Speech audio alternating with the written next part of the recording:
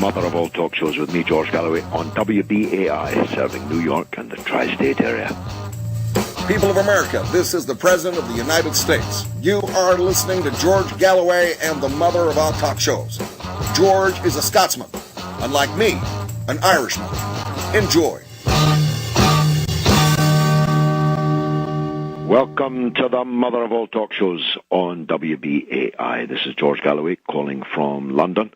I hope you can all hear me loud and clear, because this is setting up to be an hour of debate and discussion of the highest order. At least it was last week, even though Aoife wasn't there. Tony was an expert stand-in, but the maestro, is there a feminine of maestro? The maestra, Aoife, is back in her place today, and she's taking the calls on 212-209-2900. You can dial, and you can be on the air. Ask me any question, make any point to me, make any rebuttal of any of the points that I'm about to make. All are welcome. Well, President Obama was at the General Assembly of the United Nations, resetting U.S. relations with the Arab world. It was billed, except it didn't reset anything at all. In fact, it was more of the same. It was the familiar lame excuses why YouTube cannot be prevailed upon to take down a video which has cost the lives of dozens of people and cost many millions of dollars in damage, and an incalculable amount of damage to the United States' position in the world, particularly the Muslim world, 2 billion strong almost. You would have thought that it wasn't worth the trouble to allow this 14 minutes of hate speech against a major world religion, its prophet and its followers. But hey, freedom of speech, yeah? But if I turned up in Times Square today and got up on a soapbox and began issuing a glorification of the Lebanese national resistance, just to name but one, Hezbollah, how long would my speech be allowed to last? And how many times thereafter would I be allowed to enter the United States freely to speak? Answer is not very long, and none. So, freedom of speech to insult and incite religious hatred, you decide. My view is clear.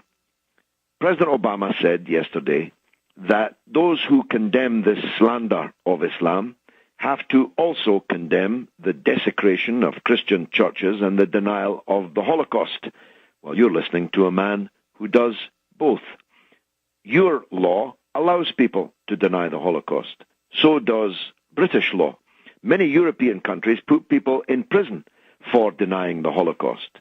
And I agree with those European countries. It ought to be a crime to deny one of the greatest, maybe the greatest, individual crimes in human history. It ought to be illegal for people in Nazi uniforms to goose-step through Jewish areas, either in New York or London, denying that Holocaust, because there are survivors of that Holocaust still there, and their children are still there. And this kind of incitement to hatred and hurt has to be set against rights of freedom of speech. There already are restrictions on freedom of speech. I'm not allowed to shout fire in a darkened cinema, because my right freely to speak the word fire has to be balanced against the destruction that will be caused in the panic of the people in the cinema as they all rush for the exits. I'm not allowed to libel someone here on the radio, willfully lie about them in a way that will bring them into public opprobrium. These are just two of the many important restrictions on freedom of speech that there are. So, I stand right in the place that President Obama invited critics of the anti-Islam film to stand. I don't believe that people should insult and incite other people's religions. Where do you stand on that? 212-209-2900. In any case, the film 14-minute video on YouTube is not really the main issue. The main issue is that President Obama is killing Muslims almost every day. Not up close and personal. He doesn't have to feel their warm blood. He doesn't have to smell the death and decay that he has caused. He doesn't have to look at people's wives and children that he has caused the death of, because he just gives an order to a man to press a button to trigger a drone attack, which is killing Muslims in Pakistan, in Somalia, and in Yemen, to name just three, and not to mention the drone attacks mounted by Israel, which is, of course, a state which only exists on the largesse of the United States taxpayer. The United States' involvement in propping up dictators throughout the Arab world, throughout the Muslim world, the United States' involvement in war upon war, occupation upon occupation of Muslim countries. That's the problem, Mr. President, not just the 14-minute film on YouTube. And then there's Mitt Romney. Well, hey, he's even worse. Imagine. 212-209-2900 is the number to call to join the great debate on the mother of all talk shows. Ife, the maestra, is handling the calls. Ife, do we have any? Yes, you do. You have Alejandro from Brooklyn on the line. Alejandro in Brooklyn, welcome to the show. Hello again, George Galloway. Hi, nice to talk to you, sir. Go ahead. Say, when are you coming to New York? I don't know, actually. WBAI are the best place to answer that. Whenever they can put it together, I'll come. Yeah, I want to meet you one day, because I want to have a meeting with you, because I'm noticing some anti-Semitic, anti-Zionists, I'm noticing, within the solidarity movement. That fear is Judaism, but it's not Judaism, it's Zionism. You notice that? Well, we're very clear here that we're not against anybody because of their religion, and Judaism is not the same thing as Zionism. Indeed, the founders of the Zionist movement were, to a man, atheistic Jews who didn't believe in God, who didn't believe in the Judaic faith at all. Theirs was a nationalist movement, a white settler movement. It's like their movement. Yeah, it's like the anti-Semites movement. Remember, Theodore Herzl said himself that anti-Semites shall be our best friends. He said himself. Well, objectively he meant, and of course he was right, because Zionism is the other side of the coin of anti-Semitism. It accepts the same premise as anti-Semitism, namely that Jews cannot live in the countries in which they were born, that they must leave it and go and live in somebody else's country and push them out. Yeah. And that was the thesis of, Mr. Balfour, who promised the land on behalf of one people to a tiny number of representatives of another people, and presented them with the land of a third people without consulting any of the three people involved. Mr. Balfour was a notorious anti-Semite. He hated Jews. He wanted Jews to go and live in Palestine so that he wouldn't have to look upon their faces again in England. Yeah, I'm tired of referencing, fanatical settlers. You know, that these fanatical settlers go, which they don't make up the majority. The majority of the Israelis are secular nationalists. You know that, right? I do. Yeah, and I'm tired of this, because the settlers are a minority, the fanatic settlers. They're not the majority. Well, they're all settlers for me. They are either settlers or the children of settlers. But I agree with you that the children of settlers who were born on the land have rights. They have national rights. No, I mean the Palestinian occupied territories. I mean like the JDL. Yeah, but they're all of Palestine, from the river to the sea, is occupied territory. It was all illegally seized by force. Yeah, I know. But, so I never differentiate between what they call Israel and what they call the Palestinian occupied territories, because it's all occupied territory. What I'm saying to you, brother... Me neither. Yeah, sure, but what I'm saying to you, brother, what I'm saying to you is that those who were born there have rights. That's why I disagree with people who say things like, all the settlers should, quote, go home, unquote. That land is now their home. But they have the right to live there. But there are two caveats. They should stay. Brother, there are three caveats. I support one of them solution. Is that whilst they have the right to live there, they don't have the right to live on somebody else's land in somebody else's house. They have to give that back to the Palestinian refugees who must be allowed to return. That's caveat number two. And number three, they don't have the right to live there as superior beings. They have to live there as equal citizens under the law. Galloway? Yes. What do you think is a good name for a one-state solution? I think a good name might be Israel-Palestine. We can call it. You can call it Israel-Palestine. I can call it Palestine-Israel. It can have a hyphen in between, and it can be a state where every person, whatever their religion, lives as equal citizens under the law. One man, one woman, one vote. Republic of Canaan, I think, is a good name. Republic of Canaan. Israel-Palestine. Israel-Palestine is fine for me, or Palestine-Israel. Why not Canaan? Anyway, brother, I need to press on. Ife, do we have a second call? Yes, you do. You have Anthony from Bensonhurst, Brooklyn.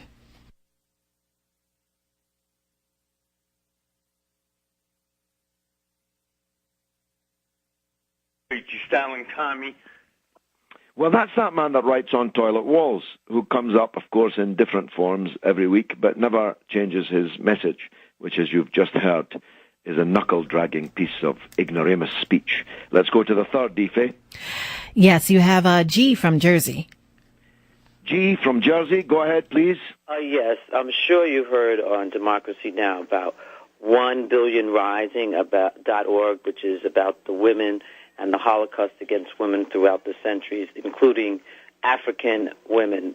So that Holocaust also needs to be mentioned on this day of my sisters and brothers of Judaism. I hope that people, and you will support this, will go to their synagogues and do like the rabbi did at the Interfaith Seminary in New York and speak against what the Zionists are doing, because this is a day you can really make a difference as a Jew in synagogue. And the other thing I'd like you to answer is, how do you think socialism in Israel, because we met Israeli communists at the Venezuelan held youth festival in the early 2000s. How do you think that can help us to create a world where we don't have what we were just talking about in the previous call? Thank you. Thank you. Well, there is no Israeli socialism. Indeed, there's precious little socialism anywhere in the world. I still believe in it, but there are more urgent and pressing issues, including the right of return of the Palestinian refugees, now numbering more than 10 million, to return to the land and the homes from which they were driven by force, illegally. And those refugees have a right to return whether there is socialism or not socialism. Socialism is something in the far distant future, at the end of the rainbow, I hope and pray. But it's not on today's agenda, and it would be misleading for me to imply that the Palestinians are going to wait for socialism in the land from which they were driven. They're not. One place where a socialist experiment is being tried is Venezuela, and I'm going there at the weekend, and I'll be there hoping for a great victory for President Hugo Chavez, who is trying to reset the agenda, as President Obama said he was trying to do at the United Nations yesterday, but entirely failing. And can you talk about President Chavez, George, the 1billionrising.org, about the women and the men? I heard that. I don't know about that, but I'll go and look at it. But I was coming to that point. Women and the men around the world I'm just uncomfortable. Of rape of women. So how is Chavez and the Venezuelan Bolivarian Revolution doing that? Well, Chavez is doing what he can for women and for men, and has transformed the life for women and men and their children in Venezuela. I don't know of this .org that you mentioned. I'm sure that some of the listeners are presently looking at it. Okay. I just was going to say this. I don't believe in using the word Holocaust in respect of anything other than the Holocaust of the Nazi period against the Jews, because I think it devalues the currency, and I'm against doing it. I never do it myself, and I don't like other people doing it. There have been other crimes, for sure. There have been crimes against women, there have been crimes against black people, crimes against all kinds of the human race. But the Holocaust with a capital H is used specifically to refer to the massacre of 6 million Jews in a pre-planned, industrialized Nazi Holocaust. And I don't believe that we should cheapen that by using it generally for other issues. That's just my own opinion. Ife, let's have another call. Yes, you have coming from Manhattan. You have Evans from Manhattan.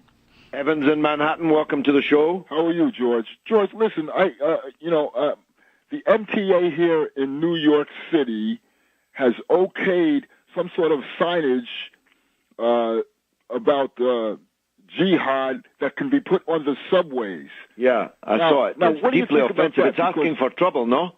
Well, listen, why are these people inciting people? You know, New York is turning into a really nasty place.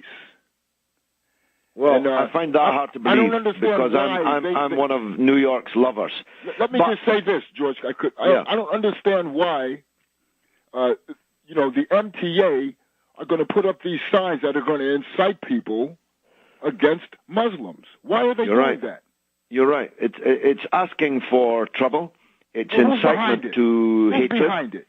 Yeah, it's incitement to hatred. It's incitement to violence. Well, as I understand it, you probably know better than me. I don't. But as I understand it, the U.S. courts insisted on the legal right of these hate posters to put them up in the New York subway. You know, it's funny because Kobe Bryant got fined. What was it?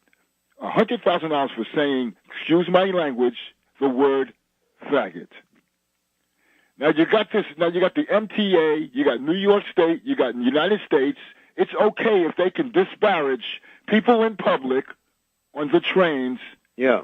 But you're going to get fined $100,000 if you say that word faggot. Isn't that something? Yeah. Well, look, I don't know about that $100,000 fine, but I do know about this issue of the posters. I dealt with it on my television show on Press TV just last Thursday on my live show, Comment.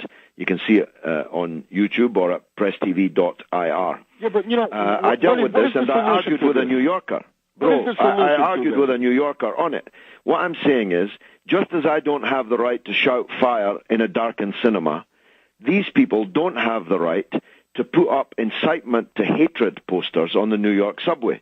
But it appears that in your country, that can happen. And it appears that it's going to happen. And I'm saying to you, it's asking for trouble. I think they're doing it on purpose.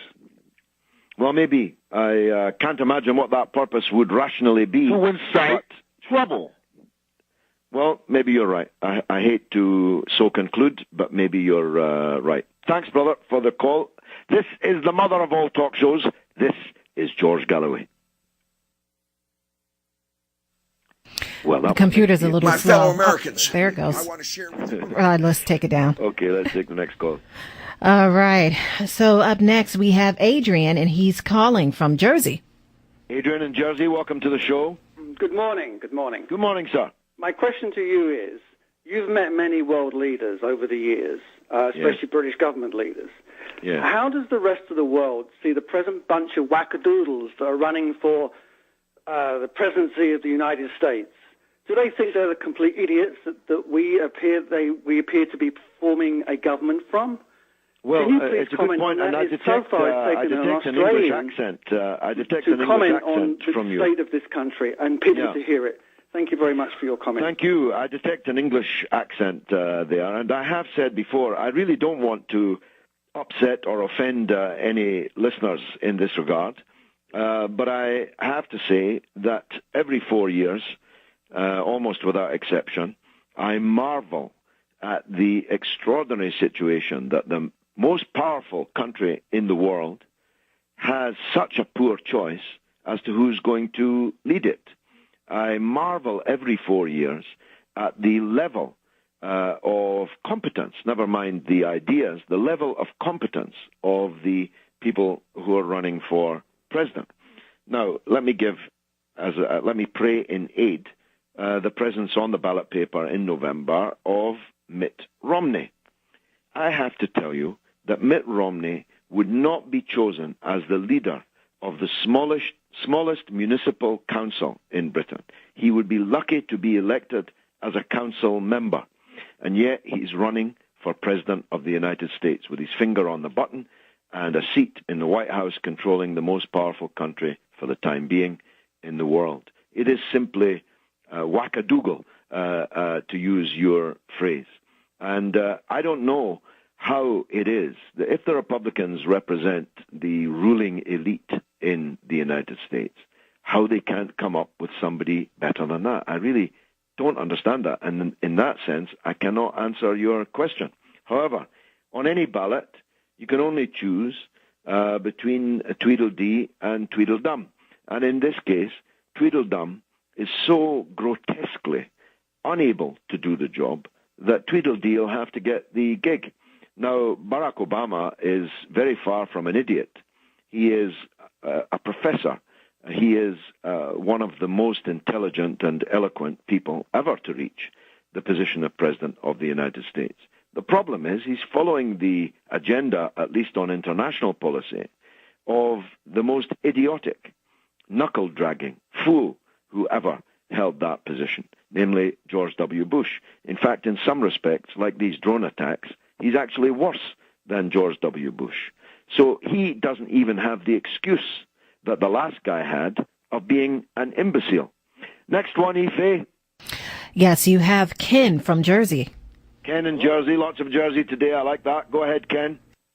Yes, I just like to bring up the fact that we've also had other problems with genocide in the past, talking about the Armenians. The indigenous Americans, many people have been subject to genocide. But in the 20th century, in the lifetime of people listening... Sorry? I said recently within Africa, too.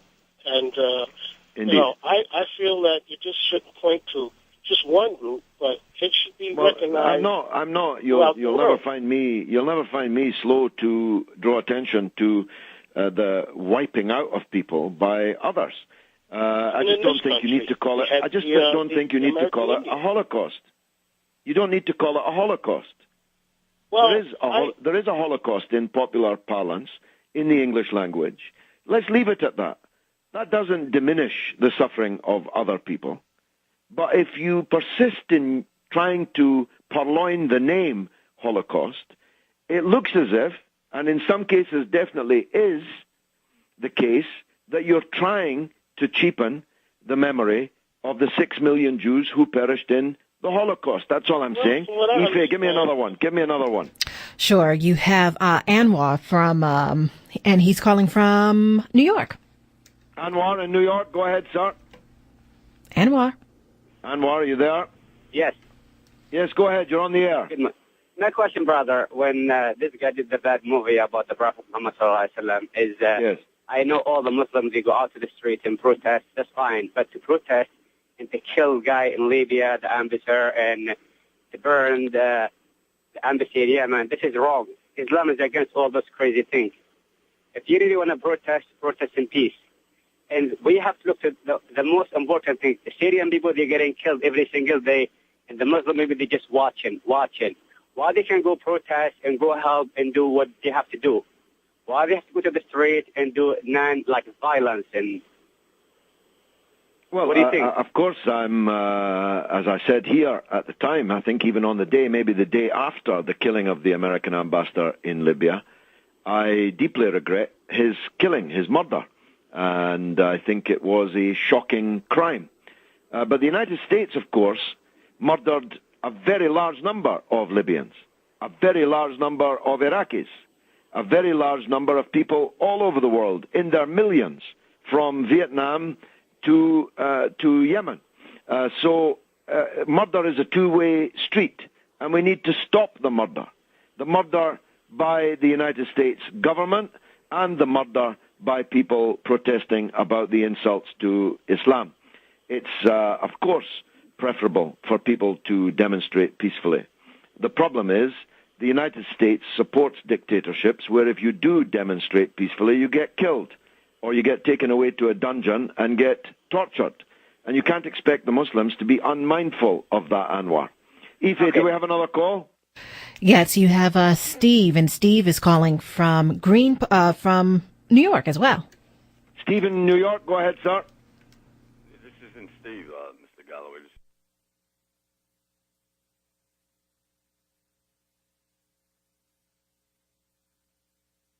Tommy. Well, you see, that man's vocabulary is so limited that no matter how many persona he calls the show on, he cannot think of anything other than the same toilet wall graffiti that he's just now had twice on the show. I mean, can someone tied to him in some way not advise him to stop embarrassing himself in this way, or at least get a new script? Aoife, give me another one, please. I'm Steve in Manhattan. Okay, this is Steve. In Manhattan. Go ahead, Steve. Okay, this is also about the Holocaust, and my concern is that there may be a contradiction between how you treat Israel and Palestine and how you treat the Holocaust.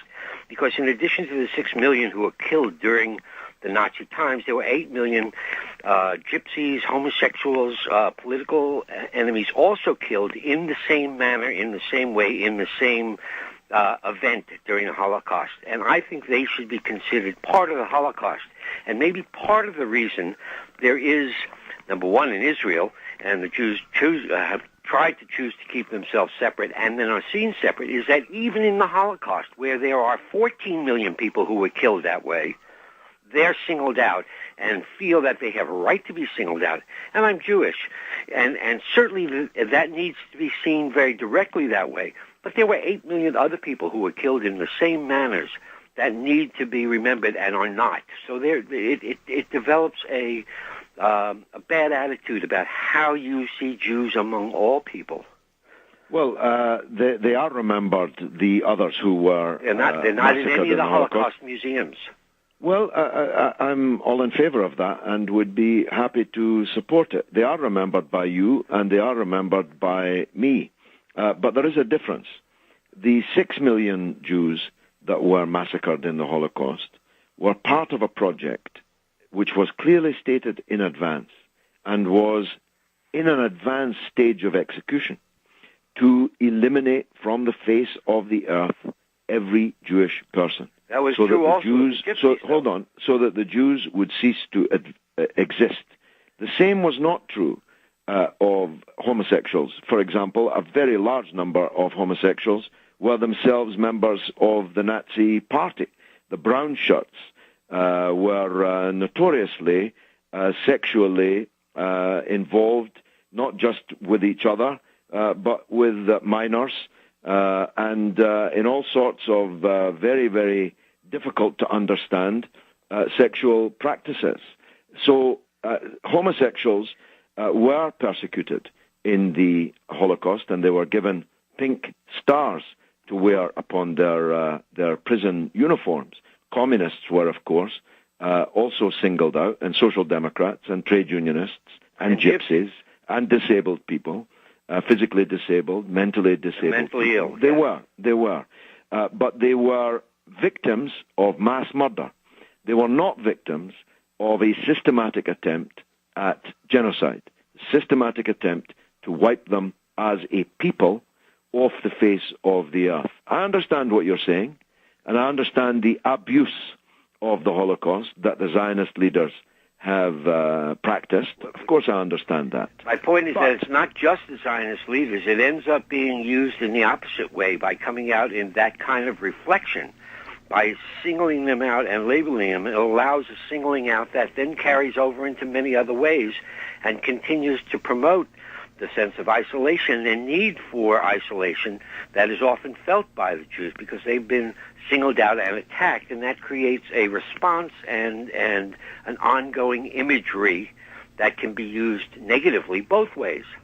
Yeah, well, no doubt it is, but that's not a reason for us saying that the Holocaust with a capital H, in which 6 million Jews perished, and all Jews would have perished if the war had gone on long enough, and if the fascists, not just German fascists, but other alliance fascists in the Axis powers, I mean, in places like Lithuania, for example, the fascists didn't even wait for the German army to arrive before they started murdering their Jews in their own societies. So all Jews would have been massacred. Well, that assumes that the Nazis would have won the war and controlled the world. No, if it had continued, if the war had continued. And indeed, won. They would have, ironically, they would have won the war if it were not for the sacrifice of the then USSR and the then Red Army, Yes. which tore the guts out of the fascist war machine, and which is itself completely disregarded in popular narrative Absolutely. of the history of the period. Absolutely. And so I say that because I think it's important, and it is incumbent upon us not to just fall into the common use, because the common use projects a bias that continues in many ways. Just like you say, the USSR is not, there's never been a film about what really happened on the Eastern Front, as it was called. I mean, or the 20 plus million Soviet citizens who lost their lives. And so it's incumbent upon us to not fall into the common usages which propagate that, but actually go beyond it and put the larger context to try to educate people. I'll go with you on that. We need to go beyond it. I agree with you on that. We have to use the Holocaust for all 14 million, and you can emphasize. Well, first of all, I've got to say, brother, I don't recognize that number. I don't recognize that number. You're using that number. I'm not endorsing it, but definitely millions of others also perished the ones in I've the read same about way, talk about in the same period, and because of not what they had done, but who they were. That's right. Homosexuals are born as homosexuals. That's right. Gypsies are born as gypsies, and they were eliminated. Mentally ill people are mentally ill not because of what they do, but because they were of who they eliminated are. because of what they were, not what they had done, for no reason other than what they were. That's Homosexuals were murdered in large numbers by the Nazis because they had the birthright of being born as of homosexuals.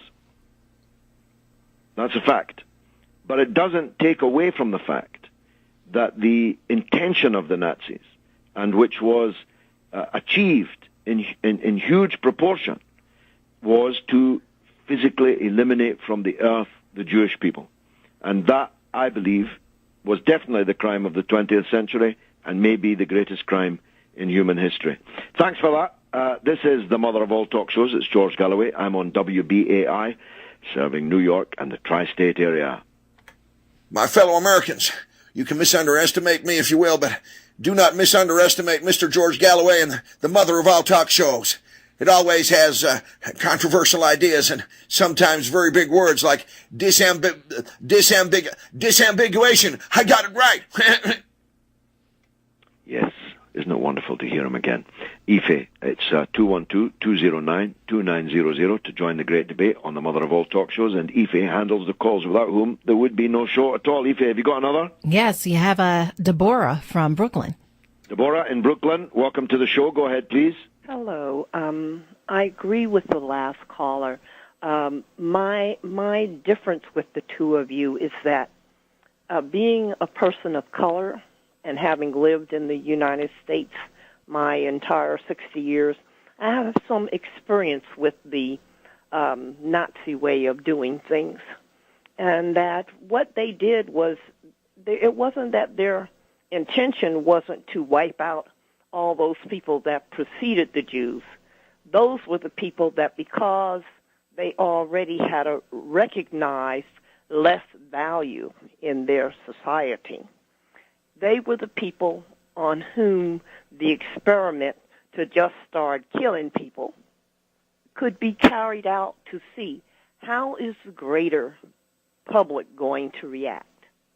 And once they saw that they could get away with rounding people up and killing them off, then they could proceed to the people who they decided to scapegoat and aim their specific machine. And that happens even now. I mean, I think about when the police first started doing that herding of parades where they put the blockades up. I remember when it started. It started with the West Indian Day Parade here in Brooklyn. And people protested about it. And people just disregarded it because they're like, well, those people out there, they don't know how to behave. They need to be corralled. And slowly but surely, now all the parades are treated in that way. And that's how the power structure goes about doing what they do. First, Quite. they go and no doubt, corralling people who are in sister, the weakest no doubt, position. corralling people in demonstrations is a very bad thing. It's an authoritarian thing to do. But we have to be careful in the comparisons that we make. You use the phrase the Nazi way of doing things. The United States government, and the British government for that matter, do many bad things, shockingly bad things, but they are not Nazis. They're corralling people on parades in New York. I'm not implying that. That is not what I said. You drew that implication, and that was not what I meant and not what I said. I'm very clear in what I said. Okay. And you got the ears, use them. Yeah, okay, I accept that. But let me say, not to you, but to the audience as a whole. I frequently hear on this show references to fascism in America, Nazism in America. There is no Nazism in America. There is no fascism in America. There is increasingly authoritarian behavior by the state. The state commits many crimes, but they are not putting people onto cattle trucks, putting them into extermination camps, putting them into showers and gassing them to death. They are not massacring millions of people in a systematic attempt to wipe them off the face of the earth.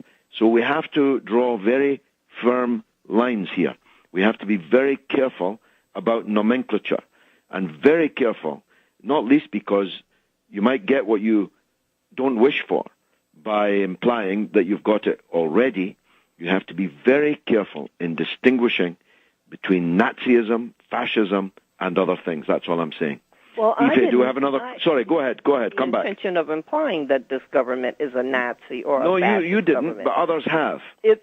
Well, I can't be responsible for what others say. I'm not holding you responsible. What I'm saying is I try to be very clear and very specific in what I say. That's one of the things that I really find problematic in most public discourse and even in private discourse.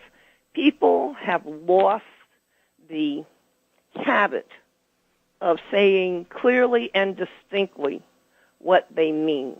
They'll say we something say clearly to you, and distinctly here and then they'll what we say, mean. "Oh, but that's not what I meant. I meant so and so and so." Well, then you need to say. We try to be as clear. We try to be as clear as possible here about what we mean. Thanks very much for that call. Aoife, do we have another? Yes, you have Lincoln from Mount Vernon. Lincoln in Mount Vernon, welcome to the show. Yeah, good morning again. Good morning, sir. I want to address two things quickly. One about Obama, and one about the ambassador in Libya. Yeah. Well, you see, we have to be very careful. We see things the way we want to see them. The ambassador, the so-called ambassador to Libya, he actually engaged in a war in which he became a casualty because he became a casualty. Lincoln, worse than that. Let me finish. No, I won't let you finish, but let me interject. Sorry? He was sent by this country as the emissary to the rebels who killed Gaddafi. So it was not like some innocent death. And it's quite possible that the people who attacked the embassy were aware of the fact that he and the other guy who was killed along with him, Sean Smith, they were both emissaries to the rebels. So we keep... Yes, but Lincoln, let me interject here, because it's worse than that. He was killed, they were killed, by the very people that the United States made war on Libya to bring to power. They were killed. It was friendly fire. These jihadist madmen who killed the U.S. ambassador, and he was the U.S. ambassador to Libya. I don't like terminology like we call people madmen. I do call them America call people this bad guy. Well, you can call people what you like. You call people what you like. You call people like the English or the French or whichever one does wickedness and turn around and call people bad guys. Lincoln, you can call them what you like. And No, I no, call I'm them just saying what that we I have like. to be careful about All right, these things. well, this is a debate. This is a debate, so let me speak. Let me speak. This is a debate. You can speak next.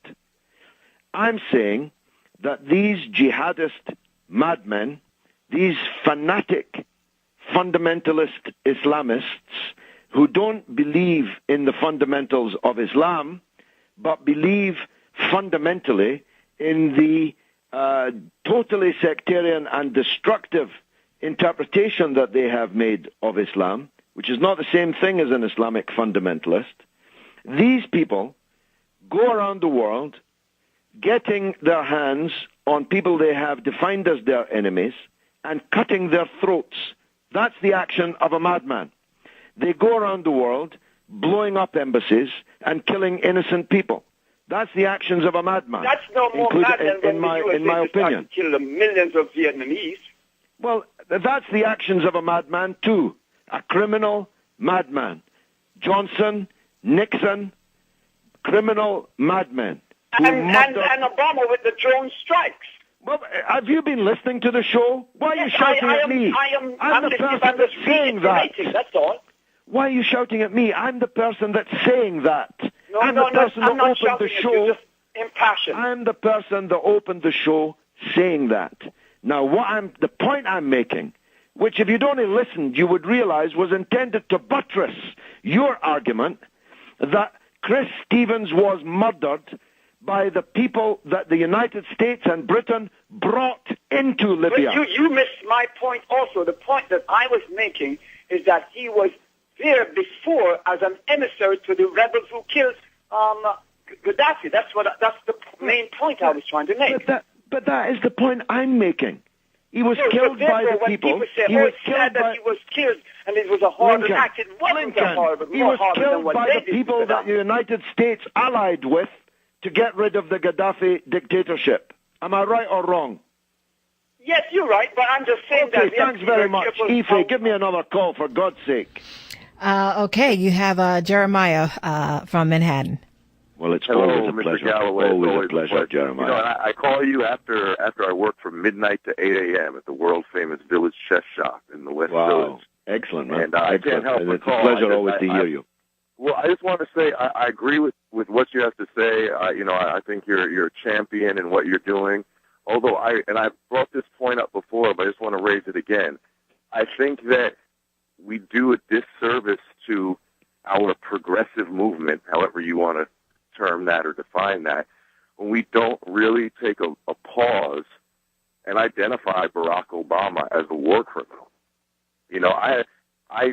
I can't even imagine what it feels like to lose your family in a drone strike in Afghanistan or Pakistan or whatever. And I've said this before, but I just feel we give these individuals and the system too much legitimacy. And I'm not saying don't vote or go out and vote for a third party who's absurdly saying that they're running a presidential candidate that no one's ever heard of. We have to be practical. We have to be realistic. If it's Tweedledum and Tweedledummer, I'm with you about all of that stuff. We have to make prudent decisions.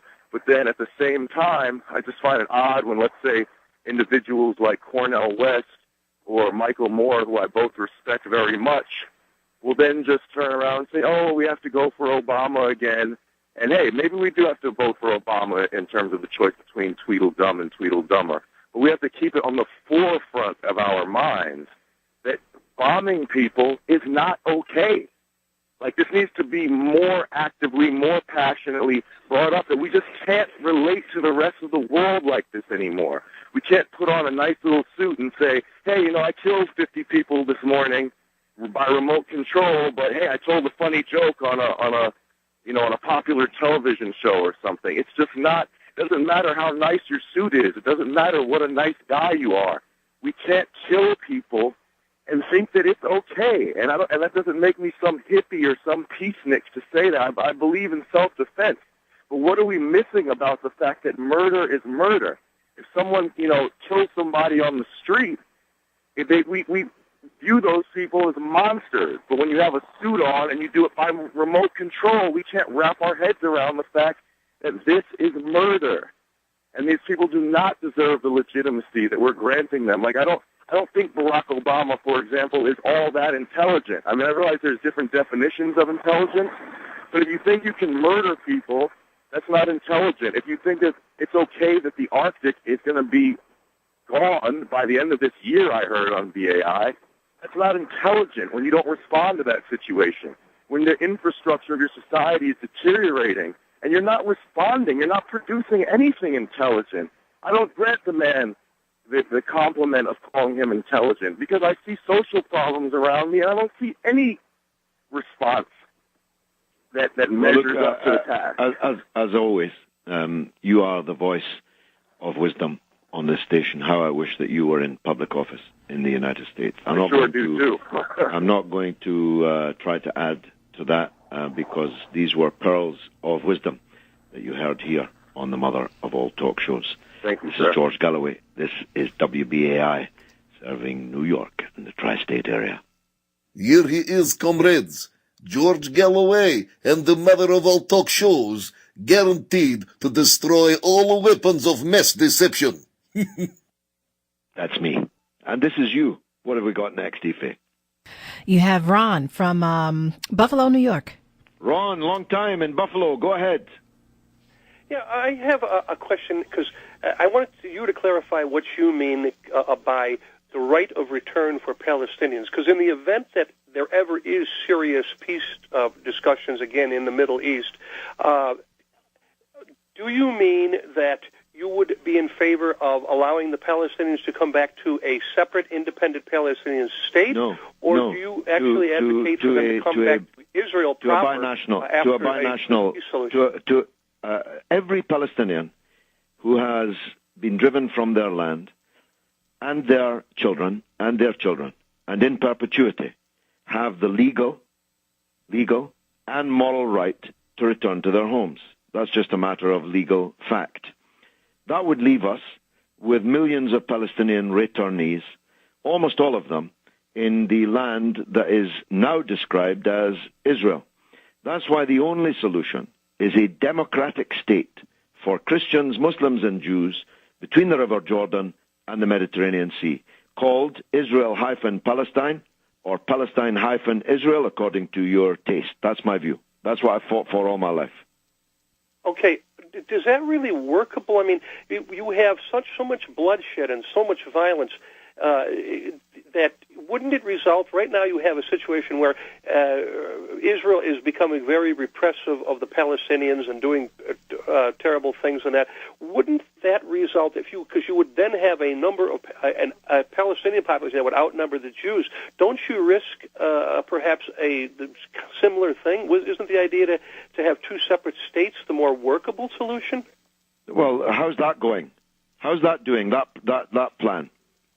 Well, it's not, because people are not agreeing to it. But I mean, practically speaking, you really think Israel will ever accept? That's my point, my friend. You say how workable. Okay. You say how workable is my plan. I'm asking you how workable is your plan. Well, and if neither plan is working, why should I campaign for the plan which, even if it worked, would not solve the problem? Because it would leave millions of Palestinians still as refugees outside their country. You lost a call. I lost that call, which is unfortunate, I must say. Ife, do we have another? Yes, you have Michael from Queens. Michael in Queens, welcome to the show, my friend. How you doing, George? Good, thanks, by the grace of God. How are you? I'm just fine, man. I can't believe I got on. No, you're welcome. Go ahead. Yes, I would just like to make a comment about how sad things are in the Middle East, and for African-American people here to remember that they're still African people. And all these countries that we talk about, and the uprisings and Libya and other parts of the Middle East is actually Africa. And there's still black people there that are indigenous, even in Israel and all those other parts of the Middle East. And even here, systematically, we're talking about the killings and the drone bombings and all this. So systematically, in a sense, even though there's Arabs and there's Muslims and there's Christians or what have you, all of these religions, in my opinion, were forced on the African, because before the coming of the foreigners, we were either Muslims or Christians. And that's one of the dilemmas that, as an African American, we're sitting like in a state of disconnect. Like we're not looking to make a connection back to Africa, and which that concerns me. And okay, brother, thanks for that. Palestine, of course, is not in Africa, but parts of the Arab world are. As you say, Egypt is in Africa, Libya is in Africa, Tunisia is in Africa, Algeria is in Africa, and Morocco is in Africa. And there are severe problems in most of those countries. Thanks for that call. Aoife, let's squeeze in, I think, probably one more. Yes, Chief, we lost him earlier, but he called back. Chief from the Bronx. Chief in the Bronx, welcome to the show, my friend. Oh, Nigido. Chief Eagle Spirit. How you doing, George? I'm good. Thanks for calling us. Go ahead.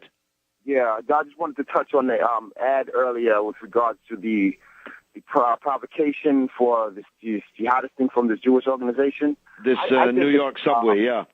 Yeah, I think that's a preemptive inflammatory ad to start some type of conflict here in the streets, maybe a riot, so this imperialist system that we're under, they can go forward with their plans to shut down, the city or, wherever else, any small conflicts, take place. I think that's just exactly what this is. Because it to me, it makes no other sense that it's provocative and it's looking to incite violence. That's it. Well, there's no doubt that the authors of the hate posters do have that agenda. What is more difficult to discern is why the United States authorities are allowing it to happen. I'm very loath to believe that they want to bring about the situation on their own streets that you describe. I'm loath to believe that. But whether they do, we can't climb inside their hearts. But whether they do, Chief, we can't climb inside their hearts. But whether they do or whether they don't, that's what's going to happen. It's asking for trouble. And I implore, I beg the United States authorities and the New York authorities, whoever can do this, not to allow these posters to go up on the New York subway, because only bad things can happen as a result. Chief, thanks very much for calling us. Aoife, are we running out of time? You literally have less than 2 minutes. Okay, well, it's been marvelous for me. I hope it was for you. And if it was, come back next week at the same time in the same place, and God willing, I'll be here on the mother of all talk shows on WBAI, serving New York and the tri-state area. This has been London Calling. Calling to the underworld, come out of the cupboard, you boys and girls. London calling, now don't look to us, phony Beatlemania has bitten the dust. London calling, see we ain't got no swing, except for the rain and the crunch of thing. The ice is coming, the sun's zooming in, meltdown expected, the wheat is going thin, engines stop running, but I have no fear, cause London is drowning. I live by the river, to the imitation zone, forget it brother, you can go it alone. London calling to the zombies of death, quit holding out and draw another breath. London calling, and I don't want to shout, but while we were talking, I saw you nodding out. London calling, see we ain't got no hide, except for that one with the yellowy eyes. The ice is coming, the sun's zooming in, engines stop running, the wheat is going thin, a nuclear error, but I have no fear.